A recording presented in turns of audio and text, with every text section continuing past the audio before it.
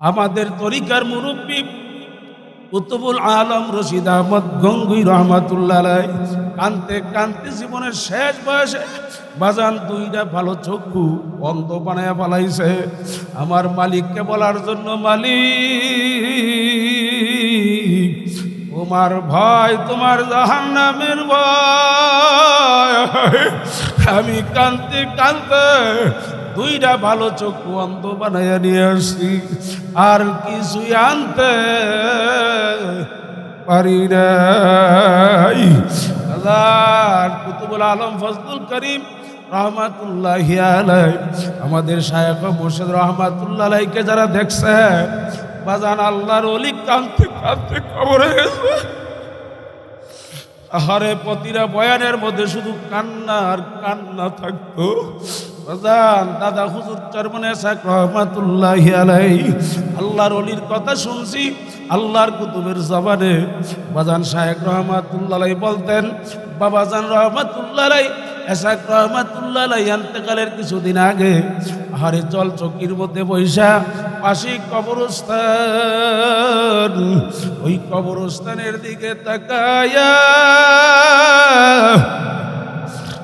দুই চোখ দিয়া গাল বাসায়া কান্দা, আর আসমানের দিকে পিড়া করুন সুরে ডাক দিয়া দিয়া বলে, ওরে আমার মাওলানা,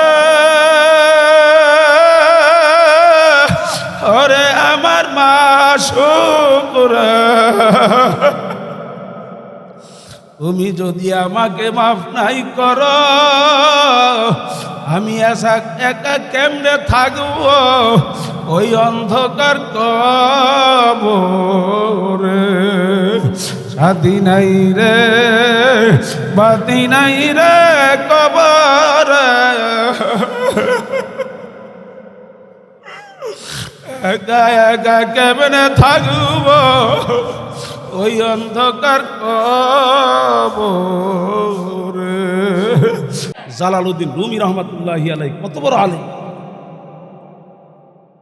আল্লাহ রাব্বুল আলামিন শামসুত তিবরিজি রহমাতুল্লাহি আলাইহি ডাক দিয়ে বললেন, শামসুত তিবরিজি, রুম দেশে যাও, একটা পাত্র আছে, গরম করে আস। আল্লাহ পাক নির্দেশ দিলেন শামসুত তিবরিজি রহমাতুল্লাহি আলাইহি। শামসুত তিবরিজি রহমাতুল্লাহ আলাইহি রুম দেশে গেলেন। রুম দেশে যাই আর মাওলানা রুমিকে তালাশ করতেছে, এলাকার লোকদেরকে জিজ্ঞেস করতেছে মাওলানা রুমি থাকে কোথায়, বাসস্থান কোথায়। লোক বলতেছে আপনি এখানে দাঁড় হন, কিছুক্ষণ পরেই দেখবেন এই দিক দিয়া, এই রাস্তা দিয়া মাওলানা জালালউদ্দিন রুমি যাবে, দেখবেন তারে চিনতে সহজ হবে। ঘোড়ার পিঠে সওয়ার হইয়া দেখবেন যাইতেছে। যখন দেখবেন ঘোড়া আসতেছে, ঘোড়ার পিঠে যিনি থাকবেন উনি হইলেন মাওলানা জালালউদ্দিন রুমি। মাওলানা জালালউদ্দিন রুমি রহমাতুল্লাহি আলাইহি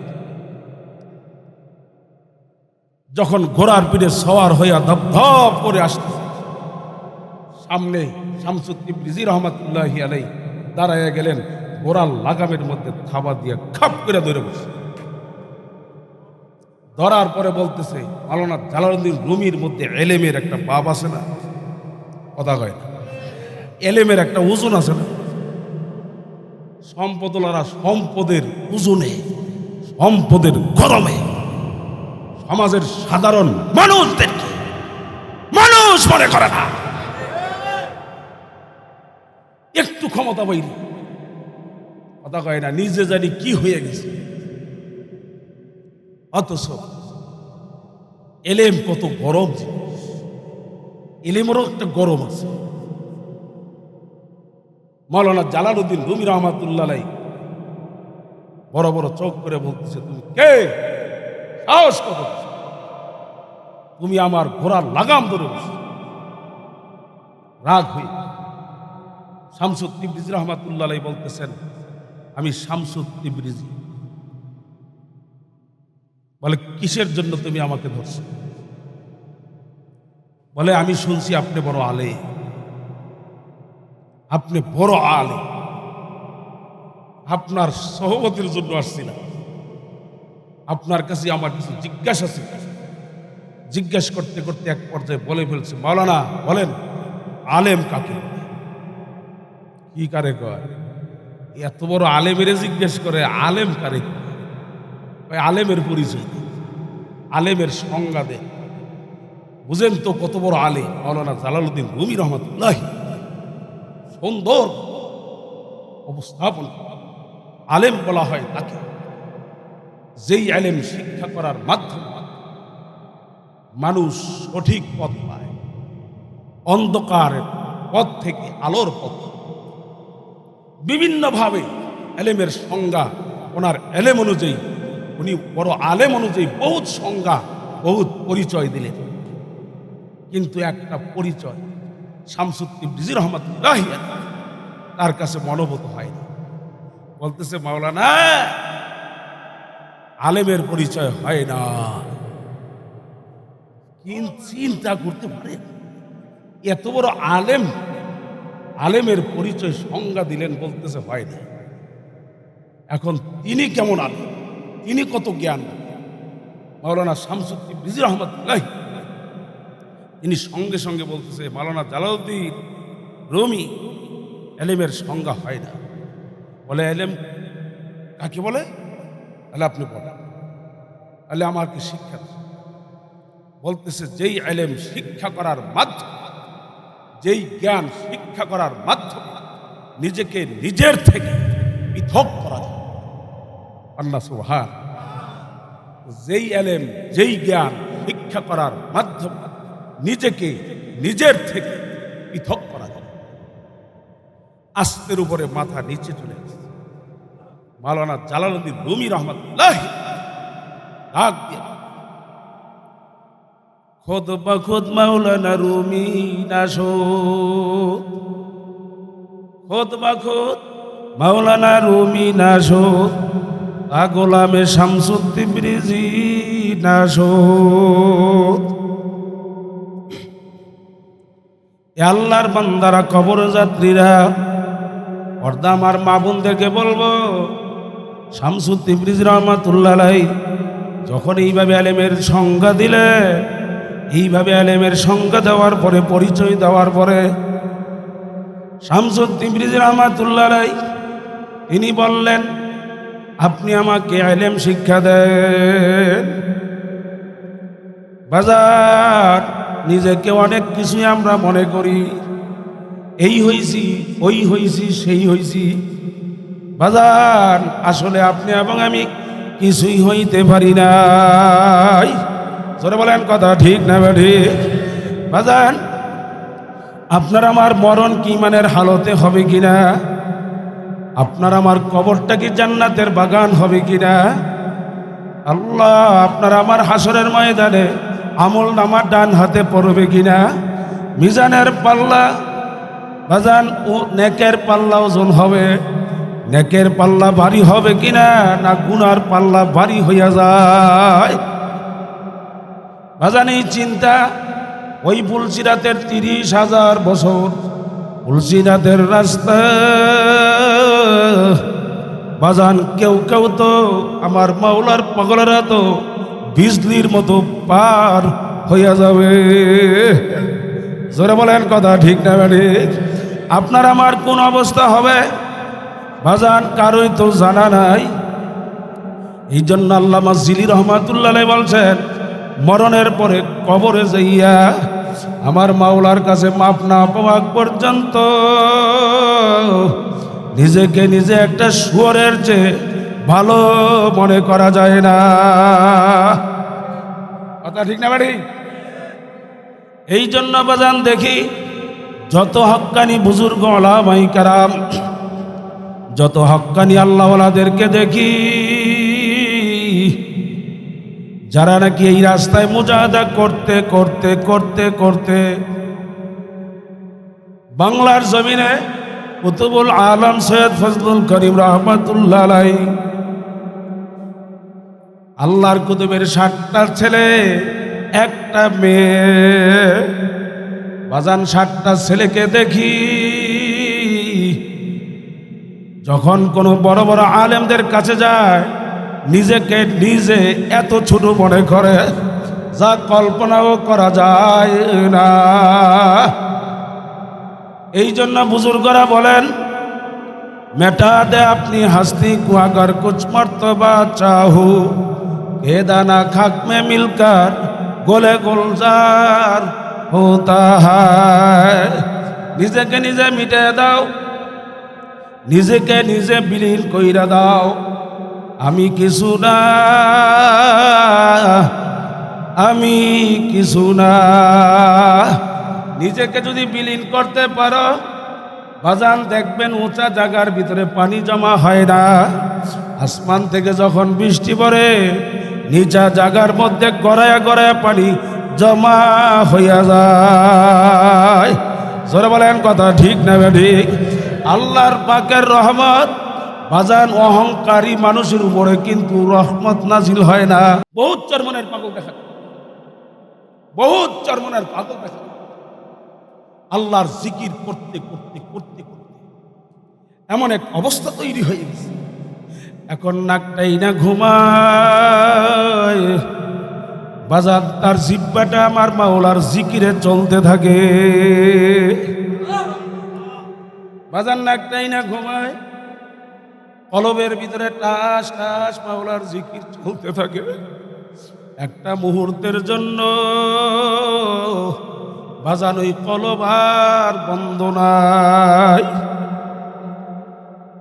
হাফিজুর রহমাতুল্লাহ আলাইহি বাজান তিনি আল্লাহু আকবার বাথরুমের ভিতরে যখন যাইতে তখনও জিব্বা মাওলার জিকিরে লাফাইতো। একদিনের ঘটনা, বাজান বাথরুম থেকে যখন বের হইয়া গেল, খাদেম তাকাইয়া দেখে জিব্বা দিয়া ঠোঁট ভাইয়া রক্ত পড়তেছে। খাদেম বলে, হুজুর আপনার জিব্বার মধ্যে ঠোঁটের মধ্যে কিসের রক্ত দেখা যায়? বলে, খাদেম রে, আমি এই জিব্বাকে কত নিষেধ করলাম, এই জিব্বাকে কত বুঝান বুঝাইলাম, আমার এই জিব্বা আমার কথা মানে না। যেখানে সেখানে মাওলার জিকির শুরু কইরা দেয়। বাথরুমের ভিতরে আল্লাহু আকবার জবানের জিকির জায়েজ নেই। বাথরুমের ভিতরে কত নিষেধ করলাম, কিন্তু আমার কথা মানে না। আজকে যখন বাথরুমের ভিতরে ঢুকলাম, তাকাইয়া দেখি জিব্বা মাওলার জিকিরে লাফাইতে আছে। আমি জোর কইরা আমি জিব্বার ভিতরে কামড় দিয়েছি, আমার জিব্বাটা কেটে গেছে, ওই জিব্বার থেকে রক্ত পড়তেছে। এ বাবা, এই জিনিস বোঝানো যায় না। বাজান চক্ষু বন্ধ কইরা মাওলার জিকির একবার কইরা দেখেন, মুরাকাবা মুশাহাদার সবক আদায় কইরা দেখে। বাজান অনেকে বলে চরমনের পাগলেরা কেন লাফায়? বাজান চরমনের পাগলার ইচ্ছা করে লাভ দেয় না, কে দেওয়ায়? এ জোরে কাট, এই জবান কে দিছে বাবা? এই জবান দিলেন আমার মাওলা, কথা বলার শক্তি দিলেন আমার আপনার মাওলা। এই জবানে ডাক দিবেন জোরে কারে?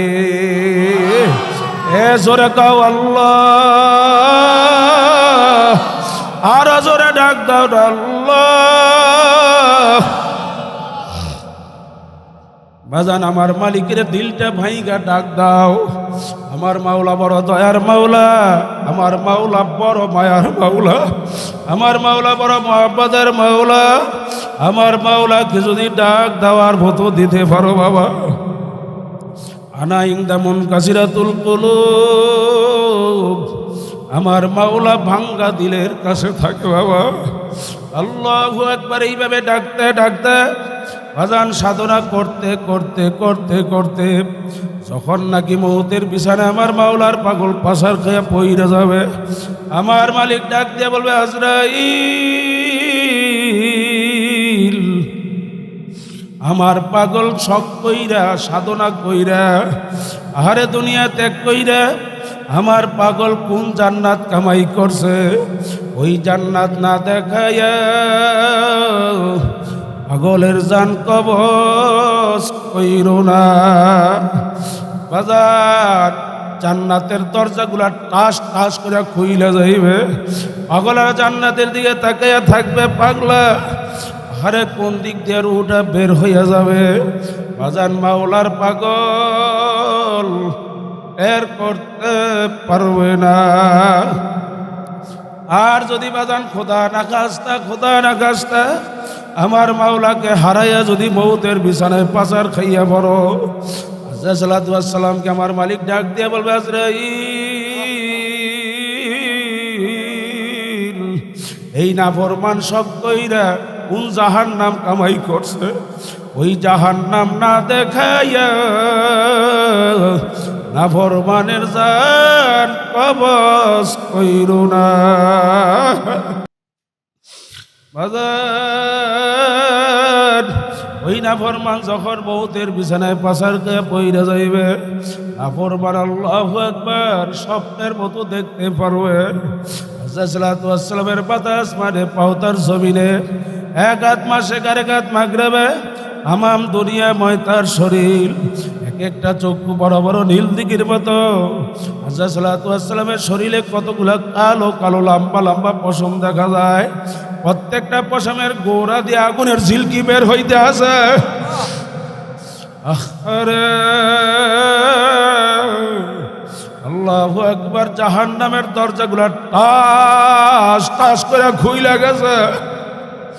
জাহান্নামের মধ্যে জাহান্নামের আগুন আল্লাহু আকবার ধাও ধাও করে জ্বলতে আছে। নাফরমানি অবস্থা দেখা নাফরমানের রূহ তো আর বের হইতে চাইবে না।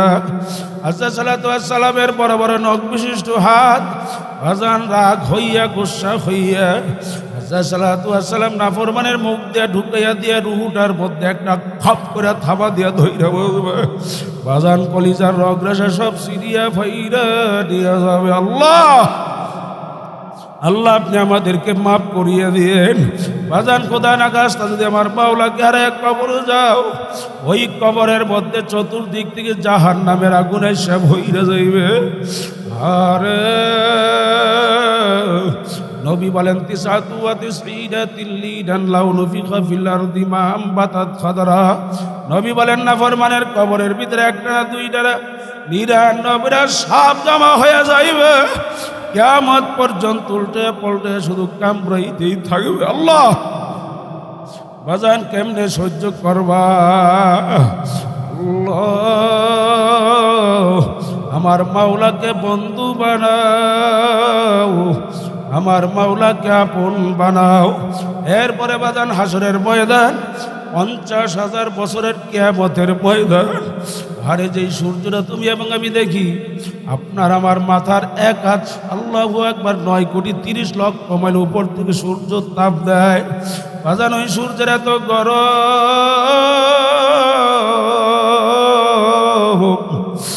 আরে গাছপালা ভরাতে জমিন, মানুষে ভরা জমিন, পানিতে ভরা জমিন।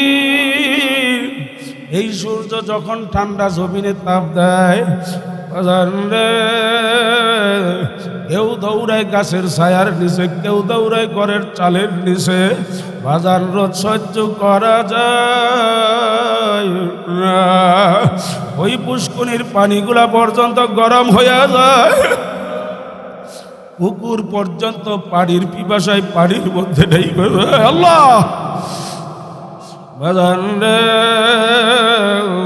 একটা মানুষকে যদি হাতে পায়ে রশি দিয়ে বাইধা যদি চিনের চালের উপরে 1 ঘন্টা ফলায়া রাখা হয়, বাজান 1-2 ঘন্টা পরে আর তারে জ্যান্ত পাওয়া যায় না। আল্লাহ জোরে ডাক দাও না আল্লাহ। এই সূর্য আল্লাহ রাব্বুল আলামিন হাসরের ময়দানে মানুষের মাথার 1 হাত সোয়াদ উপরে উপর কইরা সাইরে দেবে। আমার মালিক ডাক দিয়ে বলবে, সূর্য তোর ভিতরে যত গরম আছে সব নাফরমানের উপরে সাইরে দে। বাজান হাসরের ময়দানে কোনো ঘর নাই, বাড়ি নাই, আহারে কোনো গাছ নাই, বাবা কোনো পানিও নাই। হাসরের ময়দানটা সূর্যের গরমে পুইরা লাল গরুর লাল চামড়ার মতো লাল হয়ে যাইবে বাজান। মানুষ আল্লাহু আকবার, সূর্যের এত গরম, নাফরমানের মাথার চারাটা টাস টাস করে ফাইটে যাইবে। আরে বাতের ফেনার মতো মগজগুলো উতলাইয়া বাইয়া বাইয়া ফইরে যাইবে বাজার। আমার মালিক কোরআনুল কারীমের ভিতরে আগেই জানাইয়া রাখছেন, লা ইয়ামুতু ফিহা ওয়ালা ইয়াহইয়া, মানুষগুলা বাঁচবেও না মরবেও না, শুধু লাফাইবে আর চিল্লাইবে আল্লাহু আকবার আল্লাহু আকবার। এই হাসরের ময়দানের বিচার হওয়ার পরে আল্লাহু আকবার, আমার আপনার মালিক বাজান কাউকে জান্নাত দিয়ে দিবেন, কাউকে জাহান্নামে দিয়ে দিবেন বাজান। জাহান্নামের আগুন এত কঠিন আগুন, হাদিসের ভিতরে আসছে নবী মুহাম্মদুর রাসূলুল্লাহ সাল্লাল্লাহু আলাইহি ওয়াসাল্লাম বলছেন, আরে আমার মালিক ডাক দিয়ে বলছেন, ও জাহান্নামের ফেরেশতারা, জাহান্নামের আগুনকে তেজ করো, জাহান্নামের আগুনকে জাল দাও। 1000 বছর পর্যন্ত জাহান্নামের আগুন জাল দিতে আছে। 1000 বছর পরে জাহান্নামের আগুন জাল দেওয়ার পরে আল্লাহু আকবার আল্লাহু আকবার, নবী মুহাম্মদ রাসূলুল্লাহ সাল্লাল্লাহু আলাইহি ওয়াসাল্লাম হাদিসের ভিতরে বলছেন, আগুন ওই পর্যায়ে গেছে হাত্তা মাররা, জাহান্নামের আগুন একেবারে টক বগে লাল রক্তের মতো লাল হয়ে গেছে। আল্লাহ আমার আপনার মালিক ডাক দিয়ে বলে, ফেরেশতারা, ও জাহান্নামের ফেরেশতারা, আগুনে হবে না, জাহান্নামের আগুনকে আরো তেজ করো, জাহান্নামের আগুনকে আরো 1000 বছর জাল দাও। আল্লাহর নবী বলছেন, বাবা জাহান্নামের আগুন আরো দ্বিতীয় 1000 বছর জাল দেওয়ার পরে হাত্তা সুয়াত্তা, জাহান্নামের আগুন একেবারে টক বগে সাদা হয়ে গেছে। আল্লাহ বাজান আমার মালিক ডাক দিয়ে বলবে, ফেরেশতারা, এই আগুনেও হবে না। এই নাফরমান ক্ষমতা পাইয়া আরে আমি মালিক তাকে আল্লাহু আকবার স্বাধীনতা দিছিলাম, এই স্বাধীনতা পাইয়া এমন নাফরমানি করছে, আমার মালিকের হুকুম এত অবাধ্য করছে, এই নাফরমানকে জ্বালানোর জন্য আগুনে হবে না, আরো 1000 বছর পর্যন্ত আগুন তেজ করো। আরো 1000 বছর জাল দেওয়ার পরে নবী হাদিসের ভিতরে বলছেন, বাবা হাত্তা সুয়াদ্দাত, জাহান্নামের আগুন একেবারে কায়লা, আল্লাহু আকবার, কয়লার মতো কালো হয়ে গেছে। আরে জাহান্নামের আগুন এখন এই অবস্থার মধ্যে আছে বাবা। এই আগুন এত কঠিন আগুন, এত কঠিন আগুন। আমার আপনার মালিক এই আগুনের পরিচয় দিছেন বাবা, নারুল্লাহিল মুকাদাতুল্লাতী আত্তালিউ আলাল আফইদা।